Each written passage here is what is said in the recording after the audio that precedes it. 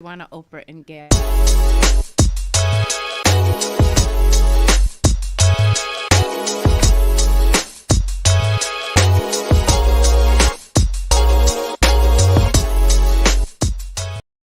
Hello and welcome to the Not Okay, It's Okay podcast. This is a space where you can come in, chat with us, and we can chat with you and let you know that it is okay not to be okay. Rashidah and I are here to provide that space for you and our truth for you. Yes. And you know what? Not okay, it's okay. It's like the theme of like 2020, 2021. I mean, who knew when it was during the pandemic and you Yes. and I were brainstorming and birthed this podcast together? Oh, Who we knew birthed that it. Demi Lovato would come out with a song? Yes. Not okay, it's okay is so all over the place. interesting. It is interesting. But I like to call it the universe and say, hey, we are who we are, and good that Yes. there's a lot of people out there saying that it's not okay.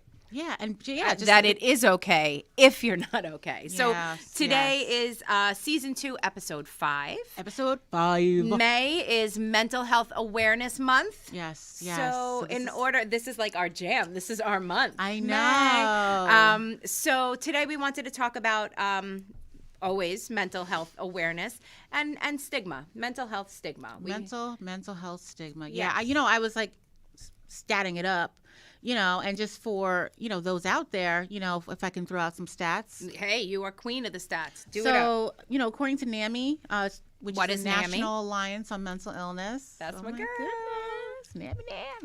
Mm-hmm. 1 in 5 U.S. adults experience a mental illness. 1 in 5. 1 in 20 U.S. adults experience serious mental illness. And when we talk about serious mental illness, that means that basically that their mental health condition greatly impacts, their ability to function, right? Mm-hmm. And 17% of youth ages 6 to 17 years old experience a mental health disorder. So it is very, very common, and I just don't understand why there's a stigma if it's so common. Yeah. So why is there a stigma? Yeah. What is stigma? What is stigma? So I wrote down a definition. What is stigma? The definition.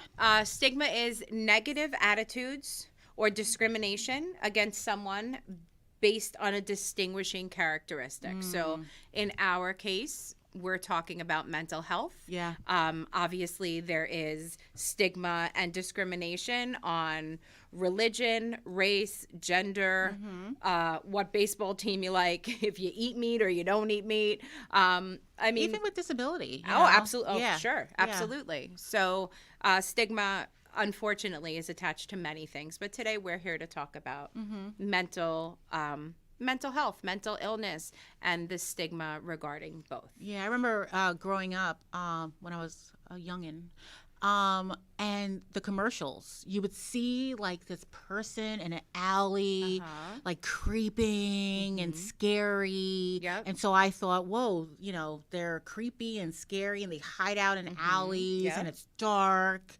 Right. And yes, absolutely. And that's, I think we'll talk more about that. But yeah, it's like that would answer the question of how is stigma perpetuated? Yeah. Right. So a lot of, stigma today, unfortunately, is perpetuated by our media, like the way media depicts, like, and we don't ever get really political in here, but, oftentimes when something does go wrong and the news is covering it, it will always be, well, were they mentally ill? Yeah, Some absolutely. deranged gunman or, what did the family do wrong? Right.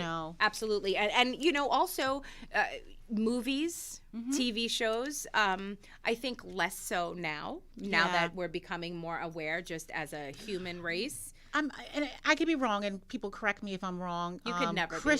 No, Christian, correct me if I'm wrong. The Joker, right? The Joker. Yeah. I remember like, even way back in the day. You knew there was something up with him.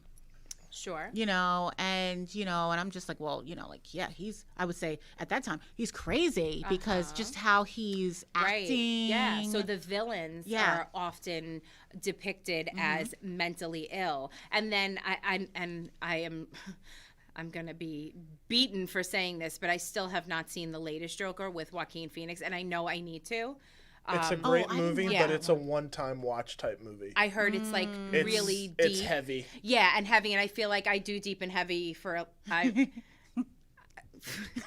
was gonna say I do deep and heavy for a living, but forget I said that. We're gonna reverse. Christian's head is absolutely down. I'll never forget you said that. When I was gonna say that's live show, baby, live show. I was gonna say the work that I do is pretty heavy, so I just haven't found the time to watch The Joker. From what I've heard. Composed.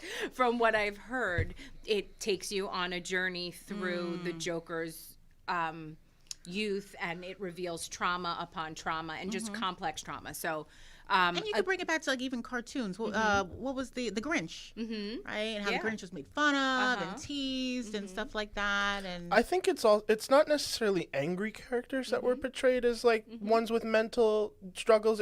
It was in my case, it was always the villain that was like going back to Batman for a second. It wasn't just the Joker. It was Harvey Dent, Two-Face. It was like multiple personality disorder. Yes. So like there was always a weird depiction of mental health. I really can't think of like a positive time I saw like a real interpretation of mental illness as when I was growing up. Like to be honest with you. Absolutely. And it's really true, and that's a great point. Right. I think only recently are we being exposed to characters, for instance, think of the first movie that ever depicted autism with Dustin Hoffman and Tom Cruise, Rain Man, right? And not that was the best depiction, right, but because it wasn't.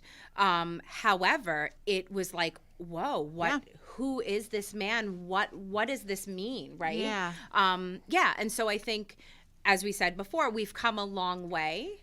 But in terms of how does stigma get perpetuated in media, in movies, in TV, songs, books. Yeah. And then our family of origin, absolutely. What is the messages that our family is saying, right, about that? So and to tie into that, Rashidah, it for me, the true before stigma, it's the definition of strength.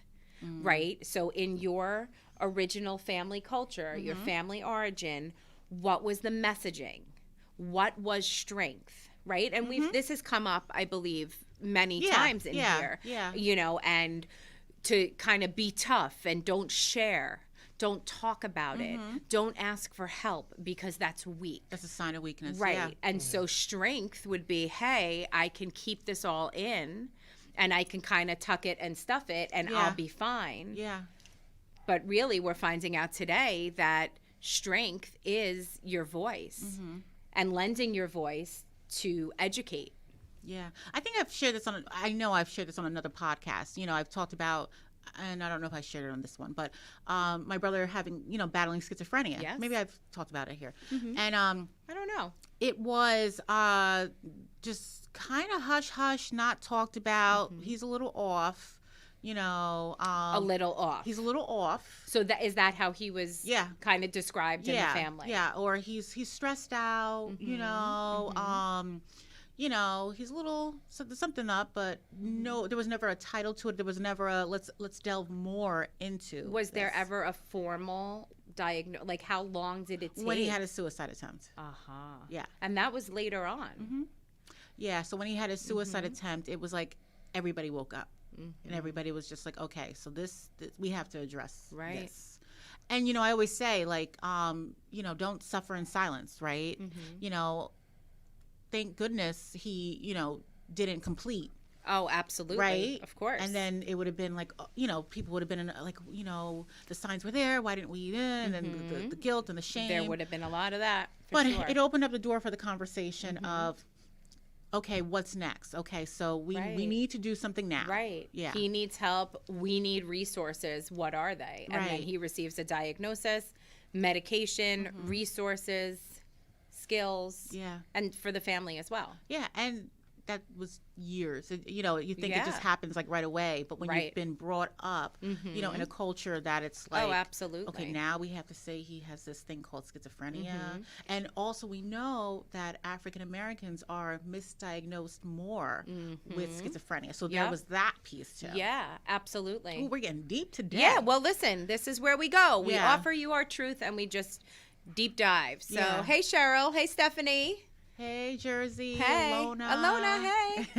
Hey. So yeah, absolutely. So strength and what it means in our family of origin. That's where we, learn whether it is okay or not okay to speak about it, ask for help about it. Right. But and again, it could be, if it's not talked about and people have to hide, and they're alone in this battle, it could have a not so great end result.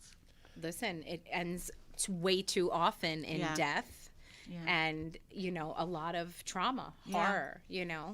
Absolutely. Especially if you have no one else that you can talk to who's experienced it or been through it. Mind if I ask you guys something? Sure. And this is just because I come from a media background, film and television. Yeah. What do you think are the steps that people in the position of writers can take to make sure that it's a positive representation instead of laying the groundwork for what could be perceived as something negative?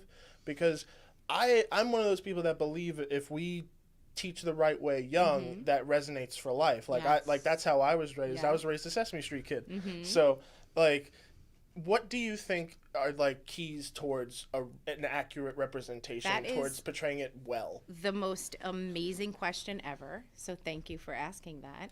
I think I'll say first off would be doing your research.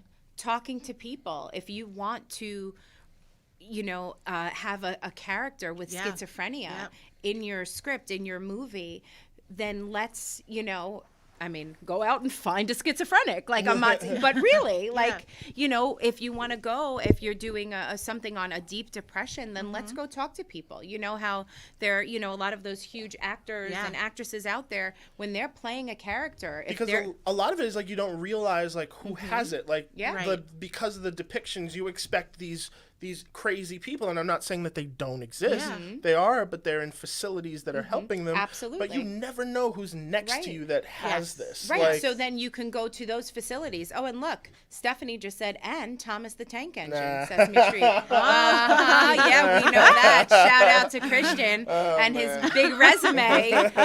Christian wrote many songs and for Thomas the Train. So check him out. The dimples are coming out. Yeah, right. I would say, though, Christian, that, you're right. Mental illness often doesn't look like anything. So going to the places that Rashidah works in a facility and talking to someone there or talking to us and where can I find someone who would be willing? And trust me, there are so many people out there with mental illness who are struggling that want to tell their story and explain, And again, just recognizing that the face of someone who's battling a mental illness looks like us. Absolutely. It's not, Michelle Obama came out talking about her, fight with depression. Oprah Winfrey came out talking about her fight I know with I'm not Oprah or Michelle Obama, but like anxiety, you know what I mean? Yeah. And anybody could be affected, by it. And I think that's where it's like, let's fight the stigma that, they look like they go to work every day. They function, right? Like absolutely. They're not, in straitjackets like we see in the movies. Exactly, in padded rooms, where and we've seen so many. Think of what was that? Girl Interrupted with Angelina Jolie and Brittany Murphy and Winona Ryder. Yeah. Like, the depiction of in the 60s what. So we've come a very long way, and in terms of stigma as well. But that was a great question. Thank you. That was awesome. Was spot on. No problem. Spot on. And Rashidah, we were talking when we were kind of conceptualizing the show. We were saying we were wondering how the Americans with Disabilities Act kind of protected people with mental illness, developmental disabilities. Yeah, and also the psychiatric. Absolutely, psychiatric. So you said that, Miss Facts, that's you. You said that happens in 1990? Yeah, it came, in 1990, which I think it's great because, again, it opens it up to people who had, psychiatric issues that could have an impact on, work, right? Being hireable. Yeah, you can't discriminate, because someone, and again, you don't have to disclose that you have a mental health, illness. Right. But I'm wondering, and this would be an interesting thing to see if since the Americans with Disabilities Act happened, is that when we saw kind of a change happening in the media, in movies, in the depiction of characters with mental illness? Just a thought that maybe we can do a little research on. Yeah. All right. So what else? So some people ask, we got a couple of questions ourselves, like emailed to us. One of them was, what does stigma feel like for those experiencing mental illness? And I would say painful. Yeah. Isolating. Yeah. Frustrating. Yeah. Unfair. Yeah. Anger. Lonely. Yeah. Sadness. And misunderstood. Yeah. Right? Yeah. Any other ones? No, I think you encompassed, and maybe for some people some rage. Absolutely. Sure. No one wants to be not a part of or feel left out of. Nobody wants to be excluded. Yeah. And nobody wants to be singled out, really. Yeah. We all just kind of, I think we're most comfortable when we're like, we're animals. We're like pack animals, Right. Yeah. I think about, again, we talk about stigma on just various levels, and, with my kids with a disability and stuff like that, and taking my kids out and seeing the looks from people, just, and there's certain questions like, can he do that? Or, just, and people are being cautious and they don't know, and some people are being ignorant, but yeah, right. But I don't know what he feels, but I know I feel, all those emotions. Sure. Sure, because if that is your kid being stigmatized, so it's like you being stigmatized because they are part of you. Yeah. So I can't imagine, let's say, again, if you have like a mental health condition, and just people giving you that look, like, or even, all in the workplace, right? There's so many people who have mental health issues in the workplace, right? Yeah. Oh, of course. Yeah. We all know one. Yeah. Right. Where, that it comes out on a different level, and sometimes, I don't know if you guys have ever done it, but sometimes people shy away from that individual. Absolutely. Yeah. Like, oh, something's up with, like, they need to go get help. They need to do something, Right. So we just have to be like mindful that those same people are in our office. Yeah. They're in our office. They're in our restaurants. Yes. They're everywhere because they're human. They're working. They're doing the best they can with what they know. Yep. And so if we can see them as that rather than a mental illness or a disability or different, we would just have the best world, wouldn't we? It would be beautiful. Agreed. It would be so beautiful. Agreed. What else you got, Hilary? Let's see, another question. We did, what does stigma feel like? Okay, so what can we do to end stigma and discrimination against people with mental illness? I think we're moving in the right direction. I think, right. Education. Yeah. Right? Education would be first and foremost, providing resources. Like, I mean, it's interesting, Rashidah, because when I just look back down at the question, this was the impetus behind us starting this podcast. Yeah. It's like, you're a therapist, I'm a therapist. What can we do to kind of we've been dying to work together, but we haven't been working in the same building ever. And so this is literally our mission, is to be able to normalize mental health and destigmatize it. So supporting podcasts like this one, Not Okay, It's Okay. And there are many others out there, but we're clearly the best. So to talk about it too, if you have questions, right? Like, there are so much going on in the world right now where people are just beginning to ask questions. Yeah. And, it's about getting curious. Yeah. And it makes people want to tell their story. So education, providing resources, these are all ways to end stigma and the discrimination against those with mental. And I want to go back because when you said education and Christian had touched on, you know, starting when they're little, like I truly believe, you know, that we need to start having conversations, you know, with our kids about, you know, like, you know, my son sometimes is just like, you know, my stomach hurts, you know, and it's not because he didn't eat or because he ate something like that didn't agree with him. It's anxiety. Of course. There's a name for that. Absolutely. He's feeling a little, you know, anxious because I'm telling him you need to go to bed right now.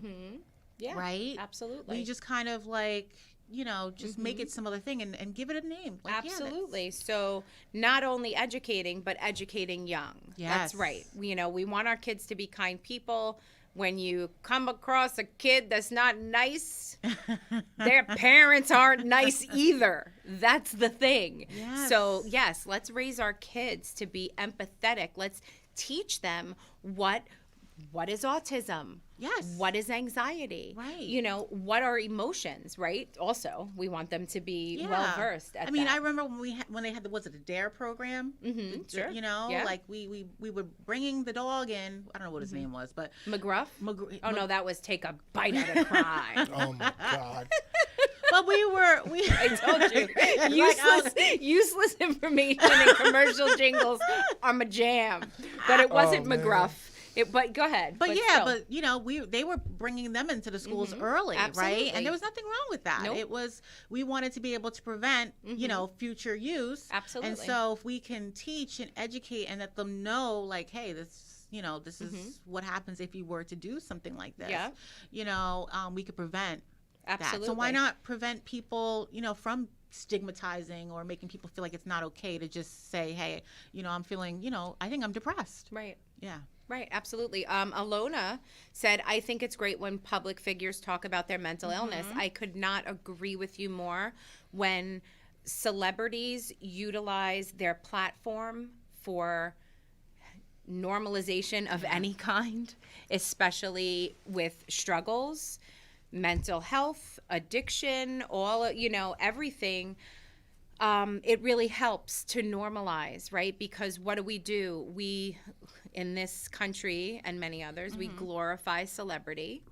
And with this glorification also is this perception that everything is perfect, quote, in their lives. And we have seen, I mean, from Britney Spears to Justin Bieber to Demi Lovato to Brad Pitt to, I mean, I can name a million. Catherine Zeta-Jones. Yeah, Taraji Henson. Yes, Taraji came out not too long ago. She had talked about, she has a huge platform on, you know, reducing stigma and things like that. Her dad was a veteran, and she talked about, you know, what she went through with that. Oh my goodness. And I think she talked about her own mental health issues. And there's a lot of actresses and actors that have come out and just disclose that. Yeah, and it's so helpful. I think it's also important to not minimize their announcement of it, because like a lot of my friends and a lot of kids my age will see that and be like, they're rich. What kind of troubles could they have? But it doesn't matter. It doesn't matter when you're alone in a little apartment with no food in the refrigerator, or you're alone in a mansion. We are all human, and it hurts equally. And who you said know it? what? Was it Jay-Z, more money, more problems? Or was that Biggie? More money, more problems. No, was that Biggie? I think that's Biggie. I think so. Yeah, but it's true. Jay-Z said 99 problems, but my bitch ain't one. Just saying. I love it. So, yeah, I think that's, you know, absolutely. We perceive them to have a perfect life. But again, it reminds us that they're human and we all have the same human struggles. Yeah, and again, it's you know, it's what we see, right? It's what we see. Right. You know, again, I'm kind of trailing off to just remembering that when I used to, you know, back in my day, watch a lot of TV, people were smoking cigarettes and drinking on you know, in the commercials and TV. It was all common. So I thought, oh, okay, that's something, that all people do, and can't wait for my life to just start drinking and smoking cigarettes. Right. So if we saw people just being okay, being truly who they are, on TV, and getting real, like that's why I love talk shows. Even though I know it's a little scripted a little bit. That's okay sometimes. But like they would come on and like talk about their real issues. Sure. Yeah. And so that's helping. So yes, Alona, thank you. You're 100% spot on. Thank you for sharing that. Fun fact. Stigma is a Greek word, and its origin is it was a mark, a cut, a mark on a human being, a criminal or a traitor that was to be shunned. So it was a cut or a burn into the skin of criminals, traitors, or those who should be shunned within the community, the town. Just saying, fun fact. That is a really fun fact. Yeah, when I was just like doing a little research, I was like, let me share that. Right? Yeah, that is amazing. I learned something new. Okay, what else about stigma? What else did we want to touch upon? Oh, let me throw a stat out there. Stat queen. Let's do a commercial while I go to my stats. Come on, somebody. Today's podcast is brought to you by. And here we go. Starbucks. It's really not. So, again, when we talk about mental health issues, if it goes undressed, one thing is suicide, and that suicide is the second leading cause of death for people ages 10 to 34. Second leading. Ages 10 to 34. That blew my mind. That makes me. And it said the overall suicide rate has increased 35% since 1999. Suicide is the 10th leading cause of death in the United States. And what's a reason why a lot of people choose suicide? Oh, many reasons. Feelings of shame. Yeah. Feelings of not being able, not having the capability or capacity or skills to process trauma. Right? Yeah. No one to, really to just be able to, again, talk to and feel, like when you don't feel like being on this podcast, it is normalized. When last week we talked about like, being a good mom and, good enough. And I love that, the good enough mom. Yeah, good old Winnicott. But if I didn't know or wasn't around other women who felt what I felt, or if I didn't know where to look or people weren't open enough, oh my gosh, like I would be beating myself up every day saying I'm a bad mom. 100%. Absolutely. Yes. And so again, this is why we do this on Wednesdays. We say it all the time. Not only is it our passion, but it is our self-care. Yeah. And it feels good to be able to give this information. This is literally like, I remember my partner in the Empowerment Center, Robin.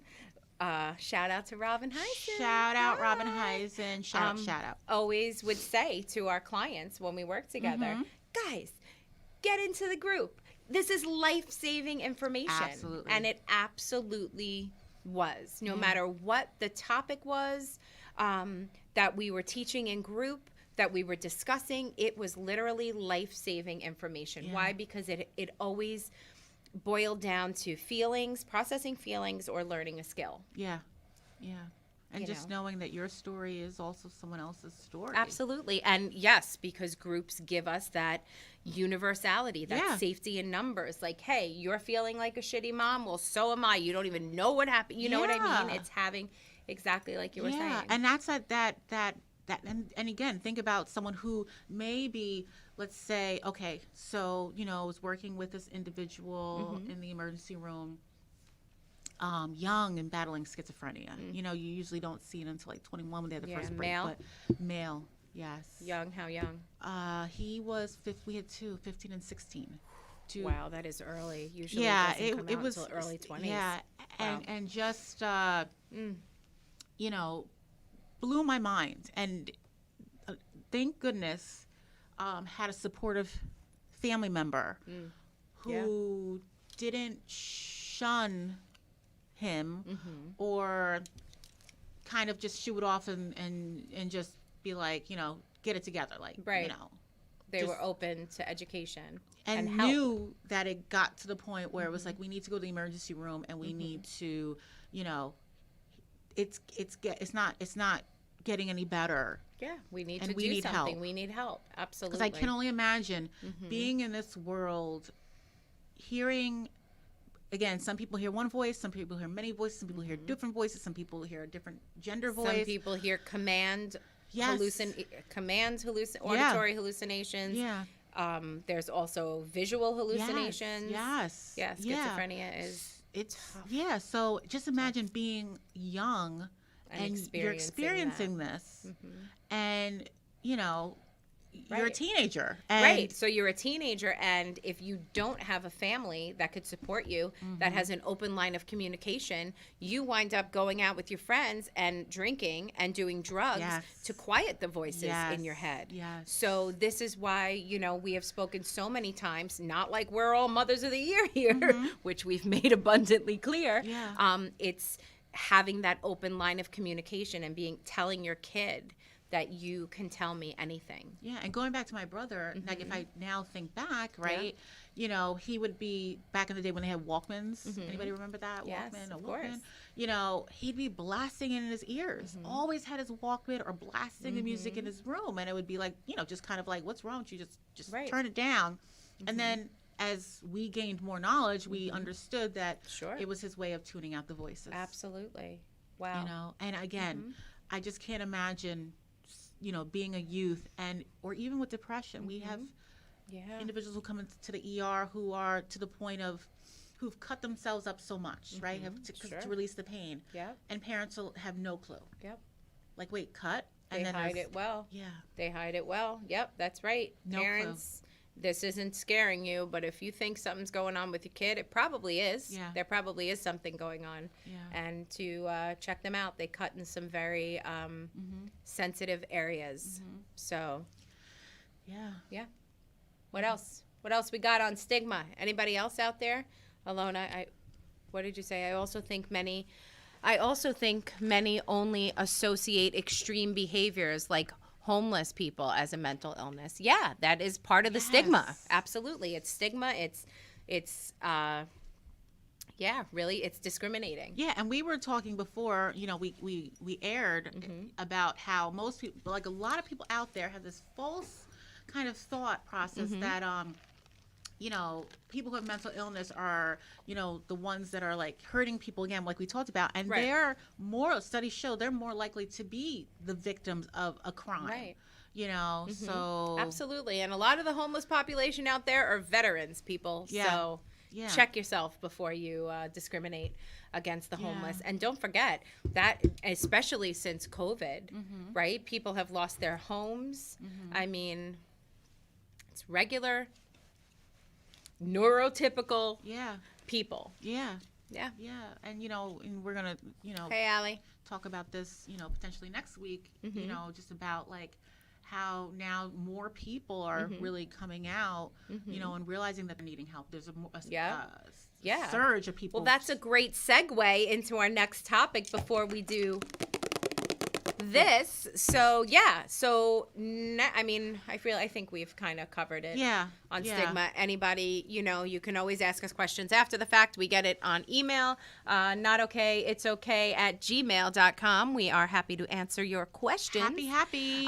So next week we are going to be talking about reemerging into society after COVID. And not really after COVID. We know we're in COVID, but after being in our homes, working from home, all of this stuff for over a year now, kind of reemerging as the world begins to reopen, restaurants, office buildings, that kind of stuff. So that's next week. And I kind of picture it as like, I'm like a visual person, like, being in a cave for like a year. And like dark. Coming out and we're so overstimulated. And you're a little but don't give it away. But It's like that. Yeah. Totally.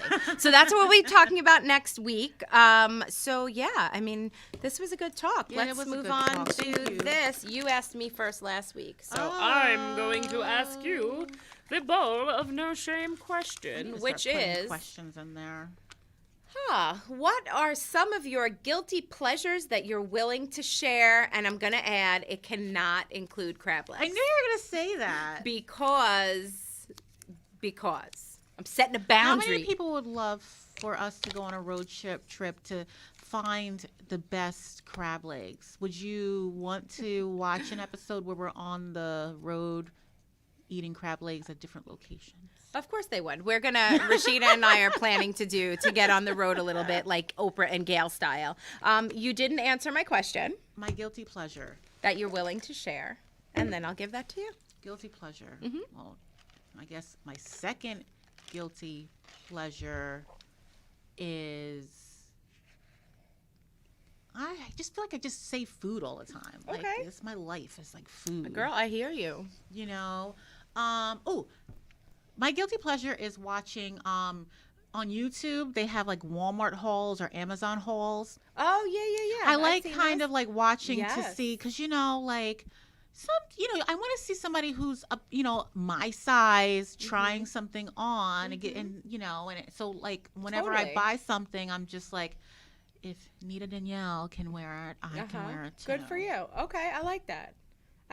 So what? You want to know what I would answer? Sure. I would say my guilty pleasure that I'm willing to share is definitely Real Housewives, just like that mindless watching of TV. Which state?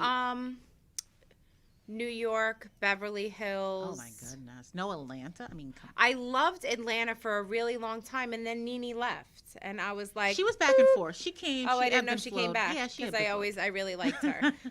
So I stopped watching them. So that would be my guilty pleasure, Okay. and chocolate covered pretzels. So Alona put out there sleeping, and so let me just Don't feel guilty. let me say the reason why Alona put sleeping, because on Mother's Day, happy belated. Mother's Day, belated.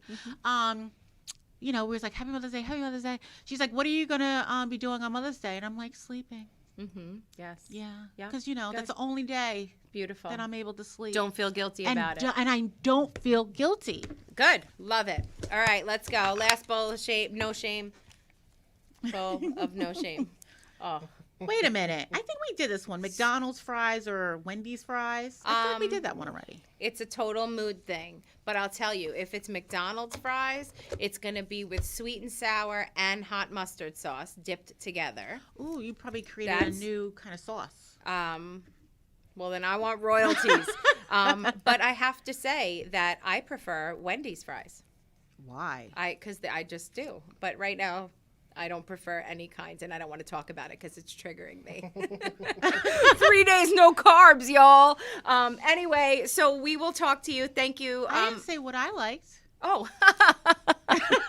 Sorry. It's because I know your answer, and I can see him already. Cold. Eating them cold the next how did day. you know? I know, because we talk about this stuff. Go ahead. Sorry. Yeah, I can't have the hot fries. I hate when they give me like fresh fries. Like, oh, do you want fresh fries? I'm like, no, I really don't. Oh, I can't I even. like course just you been want sitting fresh there like for decades.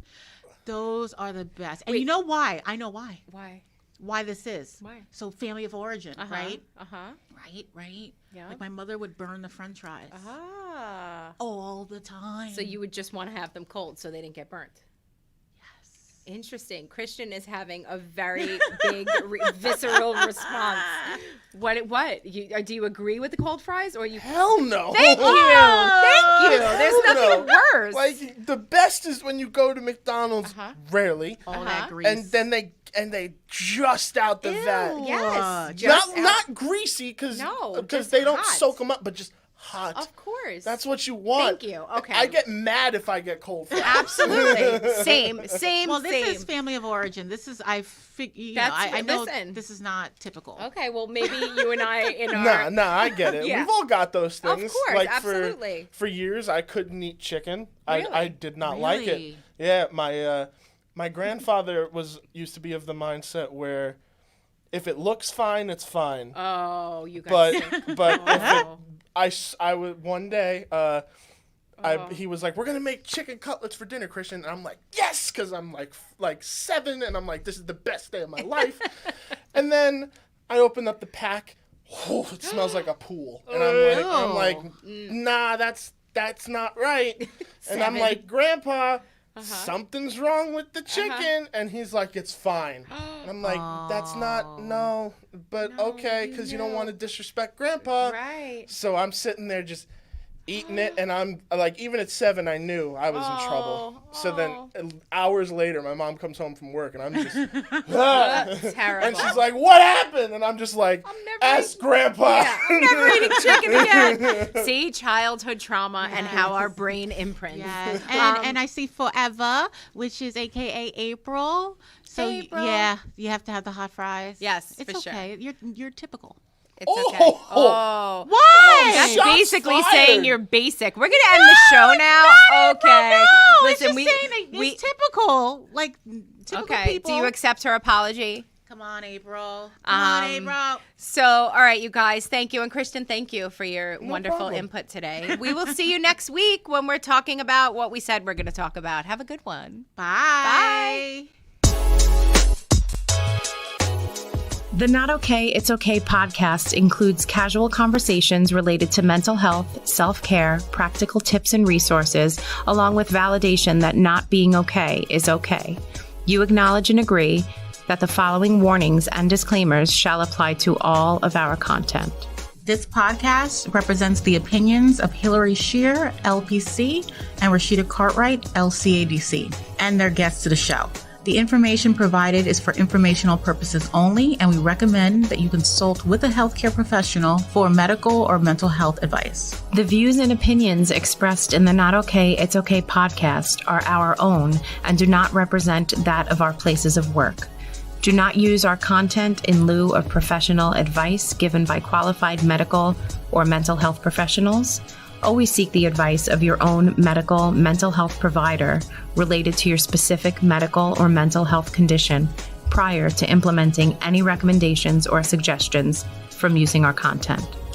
Privacy is of great importance to us. That being said, all people, places, and scenarios mentioned in the podcast have been changed to protect patient confidentiality.